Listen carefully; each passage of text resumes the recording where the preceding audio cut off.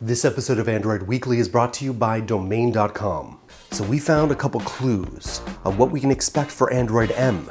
We also talk about what we want in Android M, and you give us a poll on what you think the M in Android M will stand for. Milky Way, marshmallow, muffin, marzipan, meringue, marmalade, macaron, Maltesers. Maltesers? So Google I/O is next week, and Google accidentally posted some information about their workshops regarding Android M. They have since taken them down, but we've scooped them for you, and let's start with Android for Work. The biggest clue we do have about Android M came from the I/O scheduling description on an Android for Work update, which was later removed. It started with the line, Android M is bringing the power of Android to all kinds of workplaces. It's possible Android M will offer more options for configuration and control in IT departments. Perhaps employee tracking will figure in there. Android devices are already flooding into workspaces as part of the bring your own device to work trend, and they are generally cheaper than alternatives. Android M could make moves to capitalize on this trend. It certainly looks like they will beef up security credentials. We may see improvements in the Smart Lock feature, and more user authentication techniques designed to make it easier to maintain security based on Android devices. And for those of us who insist on texting while driving, we expect to see more voice controls. There is a chance that voice controls are going to be rolled out across the platform. You'll be able to use them to navigate around your device with voice alone.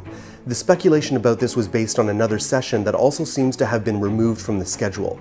From the sounds of it, this could be focused on improving the Android Auto experience, but we really can't say for sure at this point. Now let's talk about what we really want to see. I know it's a first world problem, but let's talk unified notifications. Android users with multiple devices will be familiar with this issue. You get the same notification on your smartwatch, your smartphone, and your tablet, and you have to dismiss that notification on all three. Obviously, you only need to see the notification once. Why can't Android work out which device to alert, or at least dismiss the notification on all devices once you've dismissed it on one? We're hoping to see some proper synchronization on notifications in Android M. Not everyone loves the notification system, but Google has been trying to improve it, most recently with priority options. A single hub for unified messaging from all your different email and messaging accounts is something we've seen people asking for repeatedly. Maybe by adding expand and reply options for everything that comes into your notification shade. This existing system may become exactly that. Now, I'm not personally a fan of this, but a lot of you are looking for split screen and floating apps. It's been almost a year now since we suggested split screen should come back to stock Android. As screens get bigger, it makes sense to be able to open a couple of apps at once. It's especially handy on a tablet. Manufacturers have led the way with split screen options and floating apps. It's about time Google baked it into the platform. The problem with split screens and floating apps is that it can become cluttered and ugly very quickly. How can the user designer make it in such a way that that doesn't happen? I'd be interested if they could do that. Now allow me to dream for just a moment. I can dream, can I? This is just my personal take. I'm deviating from the article a little bit, but what I'm looking for is a truly unified media hub. Now I know there's a little bit of this, but I'm talking about a place where all my podcasts, audiobooks, videos, all my media can be in one hub that syncs across multiple devices. Because I spend an inordinate amount of time deleting and adding content from one device because I started it on my phone and now I'm finishing on my tablet or my computer and stuff like that. Like, it's crazy you spend a amount of time adding stuff like this, especially because storage space is so limited. You should be able to automatically delete and remove things across multiple devices. That's what I'm dreaming for. What about you? What are you dreaming for? Let me know in the comments below. What is the #1 feature you hope Android M will have? Now, my #1 choice didn't even make it on the poll, but it looks like most of you think that Android M will actually be Android Marshmallow. I'm hoping for Milkshake. We'll see.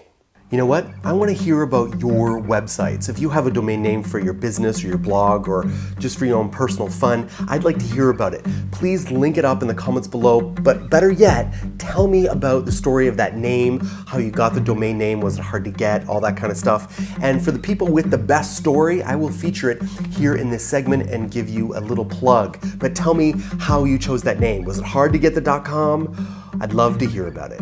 Why? Because no domain name extension tells your story with the same level of trust as a .com or .net domain name. .com and .net domain name extensions inject credibility into your online presence. And who doesn't want more credibility? You can save 15% on domain name and web hostings when you use our coupon code ANDROID at domain.com checkout. Don't forget, 15% off when you use our coupon code ANDROID. When you think domain names, think domain.com. That's right, link up your sites below. I'll be checking them out. You also want to check out my brothers in Android who are trying to be your source for all things Android.